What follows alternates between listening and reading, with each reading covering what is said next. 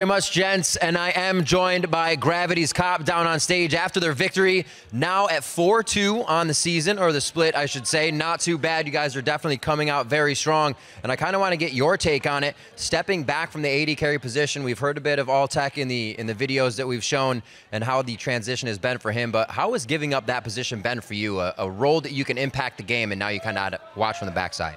I think it's really good for our team, or good for me, just because All Tech has a similar playstyle as me. And so I can teach him just simple things to improve. I understand like what he's thinking in game, and I don't know, it also gives me the freedom to coach and like do what I really want to do too.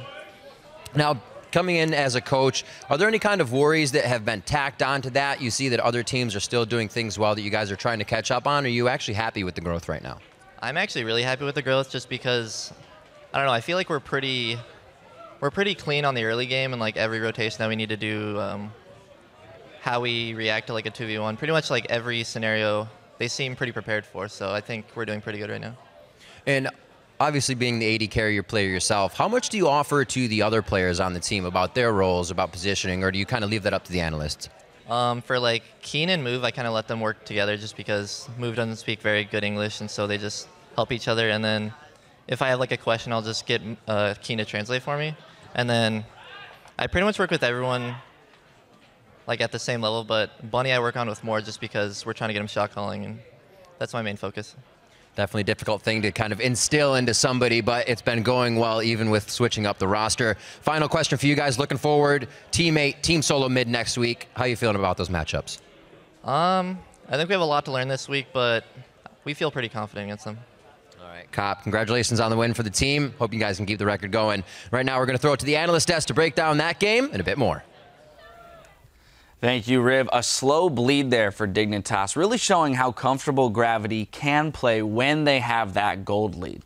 Yeah, they were picking up every dragon, and they really had the control of the game with. They put Altic in a side lane, and he just keeps knocking down turrets once they got an advantage. Once the IE and the Zeal were in, he was just going to be the demolitionist role of Tristana, and then they were going to 4-1 split push. And every time you try to trade an objective against that 4-1 split push with Tristana, you're giving up that objective faster, and then he gets more CS on top of it. If you trade kills in the 4-on-4, then it's just an overall good trade for Gravity, and that's what kept happening to make this advantage just expand and balloon. Yeah, it's interesting. It's 2 games in a row now we've seen Trist, and we're kind of seeing the reason that people would ever pick Tristana is because when you do get that advantage, being able to push down the turrets is pretty advantageous, and it's been credit to Gravity in this game and Team Liquid in the previous game to actually get to the point where they can abuse that incredibly quick turret killing ability.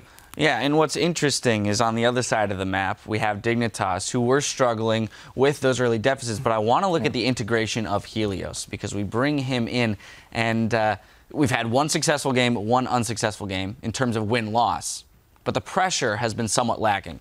Yeah, early game pressure on Rek'Sai. I mean, even though they won the game against TSM, like the first gank as him as a Dignitas jungler was like 17 minutes into the game in the bottom lane. This game felt somewhat similar as he just didn't have much of an impact early. I'll give him a break.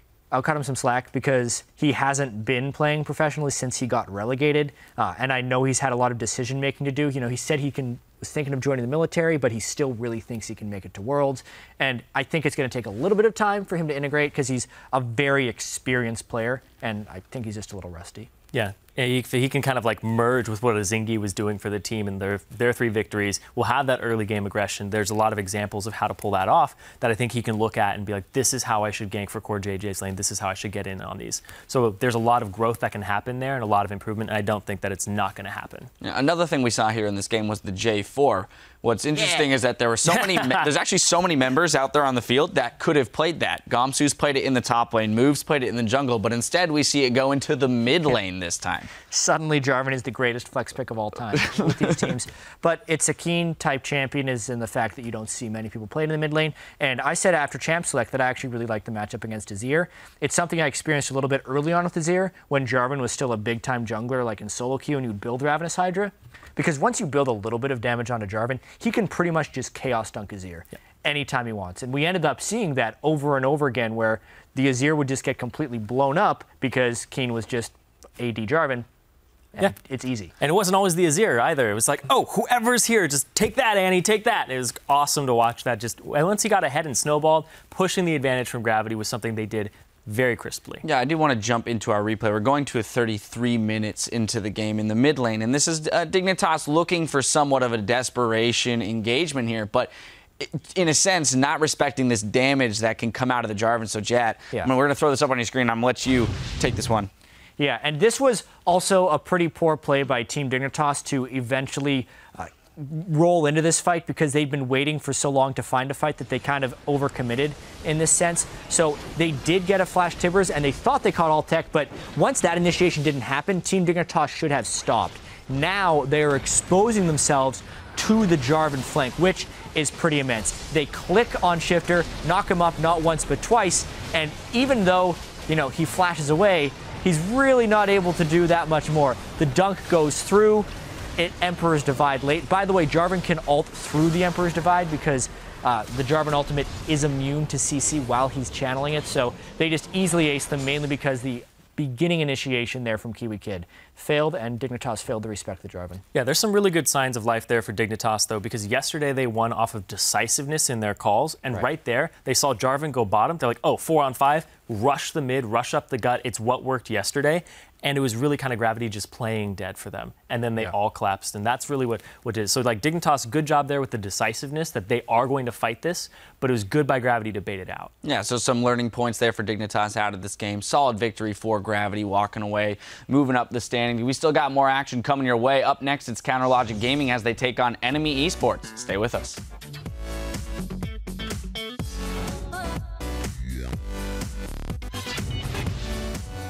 By weird, I mean their comp will look a lot better probably, but we'll win because we're better. Are you sure about that? Yes, we'll win They are because we're kind better. of first place and beat TSM yesterday. Yeah. Yeah. Then we saw Funny Fufu has aggro and he's getting exploded. The Annie stun plus the turret damage will not quite take him down. Yep. I've ulted, so you guys ready? I'm going. Okay, nice. Azir, careful. Azira's nothing, Azira's nothing. Azira's barrier. Nice. Maokai up here, Maokai up here. Yeah. Maokai. I don't have ulti, Azir.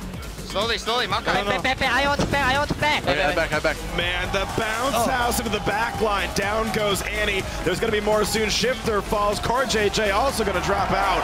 Gravity will move on to a tie for second place with this win.